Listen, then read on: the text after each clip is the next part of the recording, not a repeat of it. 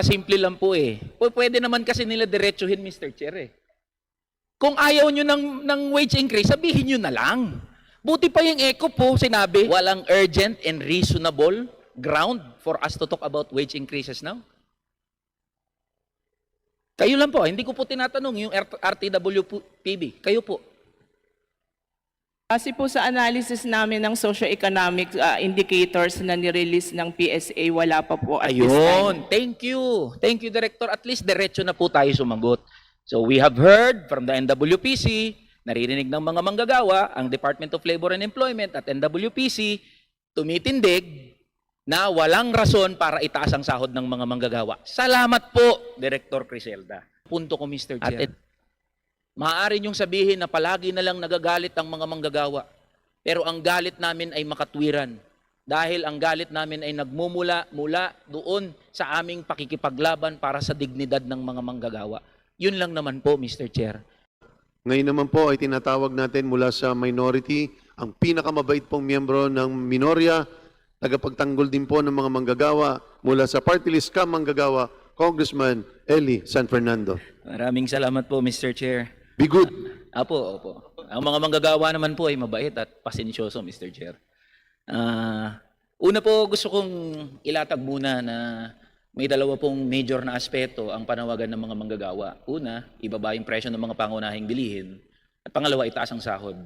Doon po sa unang aspeto, tingin ng mga manggagawa, palpak ang ehekutibo sa pagpapababa ng presyo ng mga pangunahing bilihin dahil malinaw na malinaw ang panawagan parehas sa business and labor sector na panahon na para suspindihin kung hindi man tuluyan na tanggalin yung value-added tax sa mga produktong petrolyo. Dahil malinaw na naiintindihan ng bawat isa na may direkta itong kinalaman sa pagtaas o pagbaba ng mga presyo ng mga pangunahing bilihin. So dahil hindi nagagampanan yung trabaho o yung responsibilidad sa pagpapababa ng presyo ng mga bilihin, yung ikalawang aspeto ay panawagan para sa pagtataas ng sahod ng mga manggagawa. Kanina po nabanggit na, Mr. Chair, na talagang bumaba na ang purchasing capacity o purchasing power ng mga manggagawa from 2018 to now. In fact, galing na po sa PSA, if PSA will confirm this, nasa 1/3 na po. 30% po ba ang nawala na purchasing power ng mga manggagawa from 2018? Ma'am, anyone po from PSA?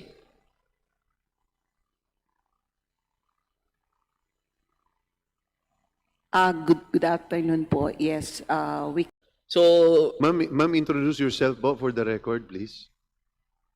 Rosalinda Bautista, Assistant Secretary, PSA.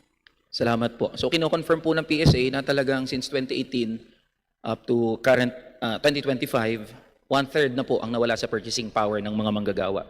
So, ang kahulugan po niyan, Mr. Chair, kung kukumputin natin, umapatak po na nasa around 200 pesos ang halaga na nawawala sa sahod ng mga manggagawa. Kung ikaw ay isang minimum wage earner, 695, pinakamataas dito sa NCR, kung ipapatong mo yung nawalang halaga o yung kakayahang makabili ng mga pangunahing bilhin at serbisyo, pumapatak po na nasa 460 pesos na lang ang tunay na halaga ng sahod ng isang minimum wage earner. So kung ibabangga po natin yan dun sa pinag-uusapan natin kanina, panawagan, ibaba ang presyo ng mga bilihin. Hindi nagagampanan. Pangalawang panawagan, itaas ang sahod nang sa gayon sumabay sa bilis ng pagtaas ng presyo ng mga pangunahing bilihin. Ang problema po natin dito, Mr. Chair, mabuti pa po yung mga malalaking negosyo. Yung mga grupo ng mga malalaking negosyo, ilang beses na nakausap ng ehekutibo. Samantalang wala pang isang beses, wala pang isang pagkakataon na kinausap ng Pangulo mismo at ng executive ang kinatawa ng mga manggagawa.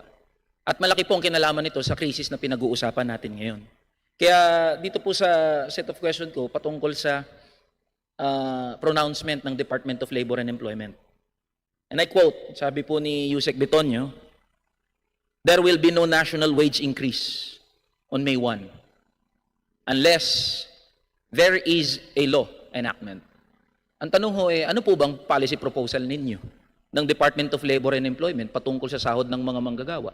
Kung wala ngang intervention sa pagpapababa ng presyo ng bilihin, DOF, ayaw ibaba, ayaw tanggalin yung VAT.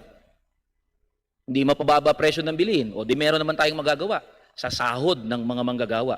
Ano po ang konkretong proposal ng Department of Labor and Employment patungkol sa pagtataas ng sahod ng mga manggagawa?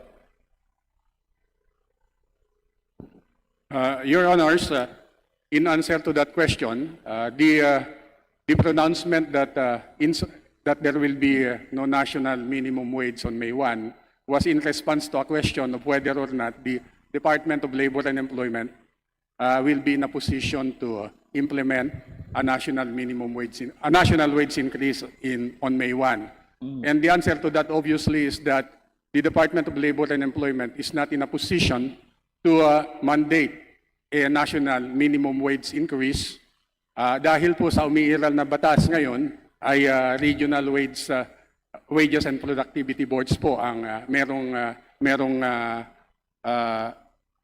mandate na magtalaga ng regional minimum wage po. Okay. Kasi kaya hindi Sige po, Yusek. wala po sa mandato ng mga umiiral na mekanismo ngayon sa Department of Labor and Employment, including the regional tripartite wage boards, ang magmamandato ng national minimum wage Okay po. Malinaw po, Mr. Chair. So patungkol po yun sa national minimum wage. O ano naman po yung tindig ng Department of Labor and Employment sa pagtataas ng sahod in general? Kasi binabanggit nyo, that is in response to the query pertaining to a national minimum wage increase. Now the question is, within the framework of RA 6727, may RTWPBs, what then is the position of Department of Labor and Employment? The question is very simple and straightforward. Is the DOLE supportive of a wage increase or not? We are going to leave that to the regional tripartite wage boards, Your Honors, because they are the ones who have the mandate to determine regional tripartite wage, regional wages, Your Honors. Okay po. And- Sige po, and Yusek, if I may finish, Your Honors, the regional tripartite wages and productivity boards are actually implementing annual Ayun, okay po. annual wage increases within Okay the po, Mr. respective Chair. regions, Your Honors. Malino na po. So binabanggit, ipinagpapaubaya sa mga regional tripartite and wage productivity boards. Tama po, RTWPBs. Ngayon po, NWPC nandito. Kasi binabanggit ng DOLE, sasabihin ng manggagawa, taas nyo yung sahod. Sasabihin ng DOLE, paubaya natin yan sa RTWPBs. Yung National Wage and Productivity Commission, yan po ang nangangasiwa pangkalahatan dito sa mga RTWPBs natin. So ang tanong po natin sa National Wage and Productivity Commission, ulitin ko lang po, very specific na tanong. Ano po ngayon ang tindig ng National Wage and Productivity Commission? Nailatag ko na po yung sitwasyon eh. Presyo ng bilihin, VAT, walang posisyon, yung DOF, ayaw nga tanggalin yung VAT, o di wala na tayo magagawa doon sa presyo, doon naman tayo sa sahod. Ano po ang tindig ng National Wages and Productivity Commission? Parehas po ba yan doon sa binabanggit ni Yusek Betonyo? Mr. Chair, with the permission of OIC Secretary, we are choosing po of course, we have to leave it to the decision of the board because they are the ones in charge under the mandate to whether to increase or not to increase the minimum wage. So kayo, But kayo po, as okay, NWPC, yeah, pwede sige niyo po po. sila i-direct eh. We from the National Wages and Productivity Commission, inuutusan o inaatasan namin kayo mga board. Independent body po yung board. So inutil po ang NWPC hindi sa po. RTWPB? Hindi po. Oh, so ano pong pwede ang niyong amin gawin? pong policy path na nire-recommend is to keep the wage policy stable at this time. That is to maintain the steady and balanced wage determination process as we have done so in the previous similar situations, Okay. guided by the evidence and a clear understanding Okay po. of our regional Mr. Chair, if I may boards cut po, Director. of Kasi the okay na po. current Nakuha na po regional namin, Director. socio-economic condition. Opo. Nakuha na po namin. So based on evidence, inilalatag ko na nga po eh. Pa? Bumaba na nga, inilalatag ko na nga po, bumaba na yung purchasing power ng mga manggagawa. So, ano po ang tindig ngayon ng National Wages and Productivity Commission? Sasabihin nyo, ipagpapaubaya natin sa RTWPBs. So sila ngayon bahala.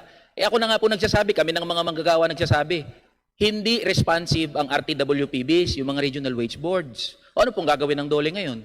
Kayo po bilang NWPC, We provide them with technical inputs every time that they make wage deliberation. And at this time, if I may just give our own analysis of the current domestic labor market. Our indicators at this time show that the latest socioeconomic indicators with regard to inflation, as reported by PSA, is just as about a little over the target of 2 to 4% target of the BSP, which is at 4.1%.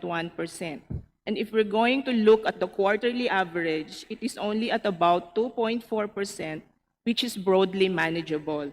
Hence, the current monetary policy remains calibrated to anchor inflation expectation to prevent the second round effect. If we're going to increase the minimum wage at this time when the situation is transitory because of the supply side problem, baka ho mag-result into second round inflationary effect at magkaroon po ng wage spiral. Okay po. That's why the position is to maintain the stable wage determination path, Mr. Chair. Okay And po. if I may Sige po, include Director, nakuha na po kasi namin, Director. Okay po. O ngayon, simplihan po natin. Kasi ang dami niyo pong binabanggit kanina pa eh. Simplihan po natin. So tingin po ng DOLE at National Wages and Productivity Commission, at this point in time, categorical po ang tanong ko sapat ang sahod ng mga manggagawa. Hindi po natin sinasabing sapat. Ang sinasabi po natin, maraming macroeconomic indicators na kailangan i-consider ang board base sa mandato nila. 10 ang economic indicators Yes that po. they have to consider. And one of the concerns of our conference chairmans is to look at the long-term effect and balance all the factors that affect the current crisis that we have. And we're saying that the crisis right now is transitory. It can end next week or it can drag. And therefore, the policy path of the Regional Tripartite Wages and Productivity Board is to closely monitor the socioeconomic situations in their respective region so that they can make a crucial decision whether to increase or not to increase the minimum wage. Thank you po. So, sinasabi nyo na nga po, hindi sapat, pero wag din itaas.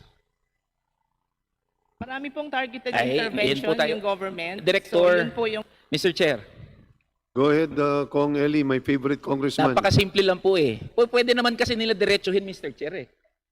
Kung ayaw nyo ng wage increase, sabihin nyo na lang. Buti pa yung ECOP po, sinabi. ECOP sinabi nila, we are opposed to any wage increase now. Eh kayong DOLE, nagtatago pa kayo sa napakarami yung technical jargons eh. Kasimple-simple ng tanong, sapat ba yung sahod o hindi? Sinabi nyo, hindi sapat. Tataas ba yung sahod? Ang dami nyong palabok, ang dami nyong paikot-ikot. Sasabihin nyo, in the long run, tinitignan natin in the long run, ano magiging epekto sa ekonomiya. Eh nung walang gera, nung mapayapa pa, hindi nga gumalaw yung sahod ng mga manggagawa eh. Sabi nyo, mag-adjust ang mga manggagawa. Ngayong may gera, sinasabi nyo, hindi pa rin ito yung panahon para magtaas ng sahod. O, saan po posisyon ng mga manggagawa? Lagi niyong sinasabi, kailangan nating intindihin ang sitwasyon, long term, para sa mga negosyo. Sinasabi ko na nga ho kanina pa, yung mga malalaking negosyo, nakailang meeting na sa ehekutibo. Lahat na ng pupwedeng isupport sa mga negosyo, ibinigay na. Pero yung mga manggagawang minimum wage at middle income earners, walang nakukuha na kahit ni isang suporta. And here we are hearing from the Department of Labor and Employment yung mga pasikot-sikot niyo po ng mga dahilan. Kasimple lang po ng sinasabi natin, kayo na po nagsabi, hindi sapat sahod. Wala ring magagawa sa pagtataas ng Kong sahod. Eli, kindly wind up, please. Yes po, yes, kindly, Mr. Chair. Kindly. If I may continue po, Mr. Chair, kasi kanina po, napagbigyan natin yung mga kasama natin nung tinatanong yung mga motorcycle taxis. Ano ba naman, Mr. Chair? Kong Eli, kung meron dito mas madalas pinagbibigyan, ikaw ang pinakaminamahal kong pinagbibigyan. Thank you, Mr. Chair. Ha? Opo, Hindi lang bibilisan ko isa, na lang hindi po. lang 2 beses. Bibilisan ko na lang po, Mr. Sige Chair. po, kasi- sige po. Opo. So, nakasulat din po sa IRR, sa mga pertinent na batas, patungkol po sa current wage fixing mechanism natin, kung paano gagalaw, magkakaroon ng mga wage orders. So, whenever conditions in the region so warrant, Should the board find urgent and reasonable grounds to issue a wage order? Dami po. Urgent and reasonable grounds. Simple lang po tanong ko. Sa krisis na pinagdadaanan po ngayon, wala pa bang urgent and reasonable ground para mag-adjust ang mga sahod natin? Dole, NWPC. Again, Mr. Chair, we leave it to the boards to make a decision on the basis of their analysis of the socio-economic conditions in their regions. Kayo We po. are not in a position to make a decision Wala for po. them. You Thank are you, not- Mr. Chair. Tatanungin ko po kay simple, kayo po, tingin nyo po ba, kayo po as NWPC, kayo po as Dole, tingin nyo po ba walang urgent and reasonable ground for us to talk about wage increases now? Kayo lang po, hindi ko po tinatanong yung RTWPB, kayo po. Kasi po sa analysis namin ng socio-economic indicators na nirelease ng PSA, wala pa po at this time. Ayun, thank you. Thank you, Director. At least diretso na po tayo sumagot. So we have heard from the NWPC, naririnig ng mga manggagawa, ang Department of Labor and Employment at NWPC, tumitindig na walang rason para itaas ang sahod ng mga manggagawa. Salamat po, Director Criselda. At Dole.